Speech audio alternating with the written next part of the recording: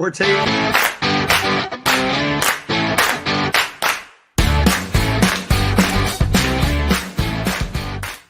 Good morning. Here are my two guests. With me, Mark in the middle and Jason on the end. Mark is from Harvested Financial and Jason from Adeum Funds. And I'm lecture host. Today, I would say that we don't have top trading thoughts except for the fact that there's a war raging in Ukraine. There's, I would say, raging inflation, among all other sort of hurdles and bumps in the road. So do you guys ever think about that? Is that a big decision in your investment strategies, all these bumps in the road, or is it temporary in your opinion? What do you guys think, if at all? I mean, I could pick that up, Lex, because from my perspective, I'm always looking at how the option traders are acting, because option notional volume is now greater than equity notional volume. So I look to see how much people are hedging. Are they hedging enough for the current environment? Prior to the actual invasion of Russia, people were not hedging. We were dropping, the market was dropping, but there were nobody buying. There was not enough people anyway buying puts. IV was high, so it was obvious that the dealers were having some headaches, and they were kind of concerned, but puts were not that much. The puts were not bought. So for me, I look at this environment and say, are people properly hedged? If they are properly hedged, then you could expect a move up, because there's going to be a buffer of puts that are pushing with Vanna, pushing the market up.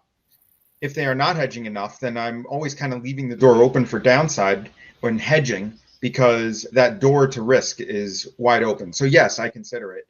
My personal position right now is that ever since Russia entered Ukraine, with columns of tanks, people have started hedging pretty considerably. We've been over VIXxed for 3 straight trading days, by at least half a point. Okay. So personally, I'm beginning to see that if something bad, really bad were to happen, like we sanction energy from Russia, or Russia starts using nuclear warheads, or something of that nature, if we start seeing that, the cushion to the downside will be a lot softer than I thought maybe a week ago. Okay, let's go back 1 second. You used the word over VIXxed. Now, yes. I had a question yesterday from a longtime colleague of mine in the industry. Okay, and market maker trader. He didn't understand that necessarily. Okay, the way we're talking about it. So what I'm hoping you can do in a few short words is explain what that means over VIXxed. And let me just caveat it. So when Mark and I were on the floor and volatility, expanded, right? We tended to sell volatility in those environments. I mean, technically we sort of had to, because everyone was buying it from us, but we were always short Vega and short Gamma and short something in terms of volatility when it expanded. I think you might have suggested the other day that vol might have been under VIX, even though it was absolutely high, and it might be a purchase. That's counterintuitive. So I was hoping you could explain under VIX and maybe over VIX, briefly, and tell us, why that is. Okay.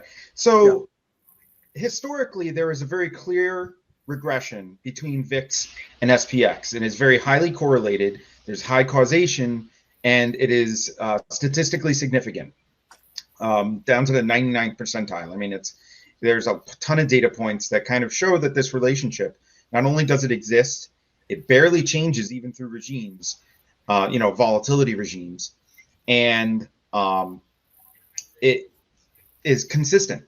So when you deviate from that regression curve, and you can look in my prior tweets at WizardOps, and you can see that actual curve and the actual formula. When you deviate from that formula, there tends to be a regression to the mean, to that formula, and an overcorrection. Mm-hmm. So when I say something like over VIXxed, what I am saying is that there's more demand. There's a demand mismatch in options than in the move in SPX, which to me means in the actual equities, there is net buying. And so when you see an over-VIXxed, especially over-VIXxed, because dealers are more in tune with that market, they are probably willing to sell vol to take advantage of that opportunity pretty quickly. When I say under-VIXxed, that means there's a supply excess. So there's more people selling options than buying. When that happens, I mean, demand for options, which are, customers, people, institutions, insurance companies, etc.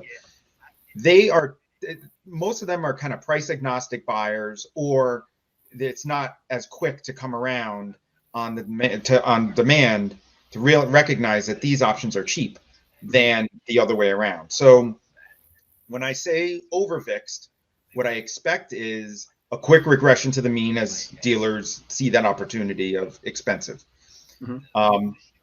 options.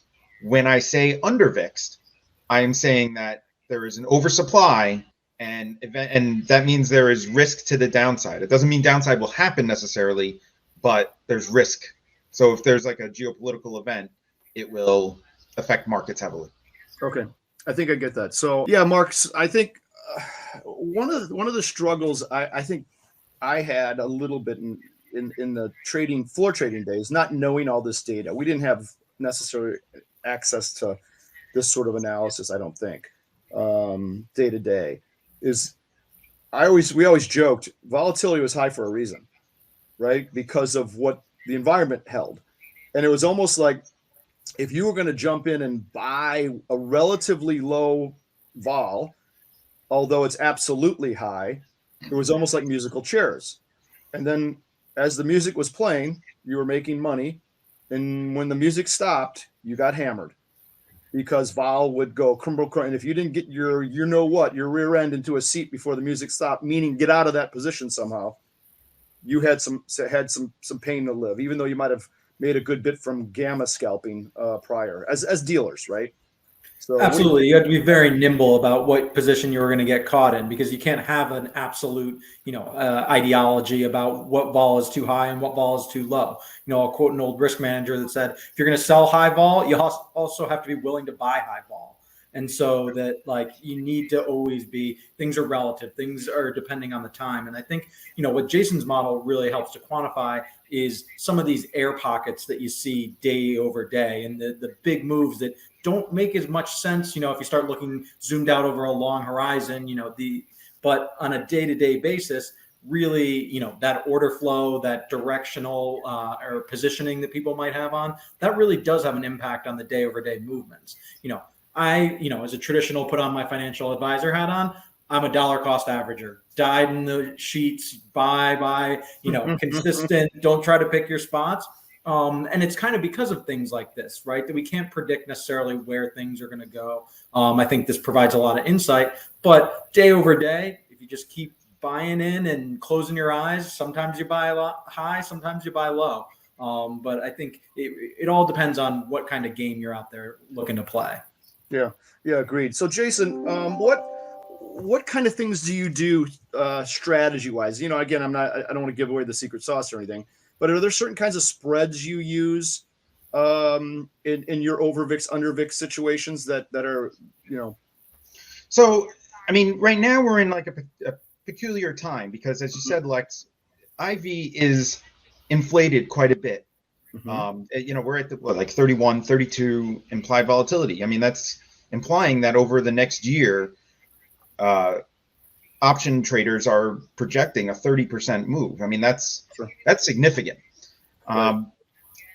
However, so from that standpoint, what I do is I don't really subscribe. I mean, I used to dollar cost average, but then I realized that is adding risk on your way down. And that doesn't necessarily give a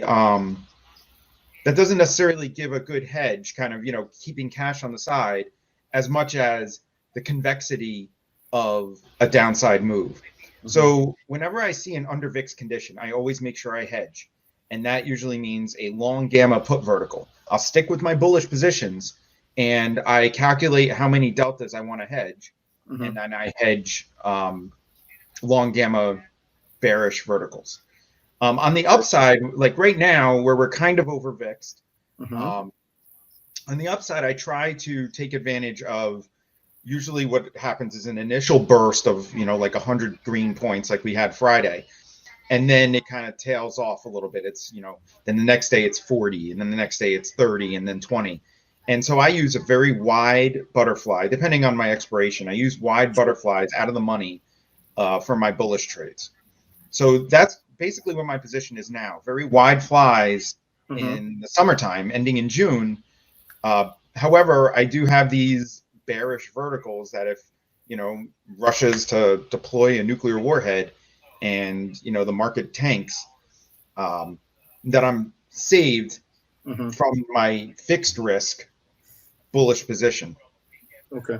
Understood. I think you bring up a really interesting point there about sort of the dying off of those moves. How you might have a 100-point move up, and then you might have a 90-point move down, but generally volatility is a mean reverting function. And so like the idea of a 30 VIX, you say that's implying a certain percent move over the course of the year, but it's also implying that the market's going to move about 2% every day, and we know that the market can't keep moving 2% every day. We'd all be exhausted. We'd have heart attacks by the time we were 30 if that was true. But like the VIX tends to keep coming back down, and that like mean reversion of volatility, I think, is a really powerful dynamic that you've got to be pretty careful when you're buying spreads in high vol environments, because all of a sudden the deflation of that vol, like if we pull back, you're gonna have way overpaid for what you put on. Yep, very possible. Yeah, the good old days. I remember it well. 9/11 was a big one. We were just absolutely jammed with premium and volatility. Prior to that, we had that macro market event that shot implied volatility skyward, right? Market down. I can't sit with that. I've been sitting with it and taking pain. So we just absolutely, as we called it back in the day, both hands out. That meant sell. We sold just about our entire position out in a couple days after that event, right? And then probably went short a little while after that. And in managing the negative gamma is difficult. So we probably took a little pain, but at the end of the day, we're always very clever about keeping units intact. So we managed through it. And nowadays, with option notional value so high, if there were to be a liquidity event like that, in which the Citadel says both hands out, we're in deep. That's going to be a deep drop. Yeah, no doubt. Yeah, it's going to push them to have to hedge as well, right? With negative gamma and all of a sudden crazy Vana. Who knows, right? And they're bigger. They're bigger than everybody. They have bigger muscles. Well, the liquidity event is what I'm most concerned with as far as market health, but it's not here yet. So not yet. No, that's a good point. It's a good point. All right, guys. Well, good. Thanks for that. Great thoughts today. We are going to be doing this live in the very near future. So look for those emails and posts on where the live events go. Have a great day, and we'll talk next Tuesday.